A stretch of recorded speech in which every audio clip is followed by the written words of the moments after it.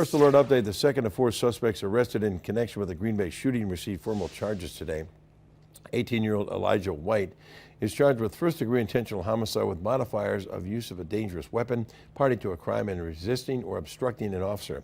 Online court records show the criminal complaint was sealed. He's being held on a $750,000 bond. The charges stem from the shooting death of 21-year-old Brandon Ramirez in Green Bay back on August 7th. 18-year-old Dion Richardson received formal charges in the case last Friday. He's being held on a $1 million bond. Two more suspects, 22-year-old Nigel White and 18-year-old Darian Pinchard, are still awaiting formal charges.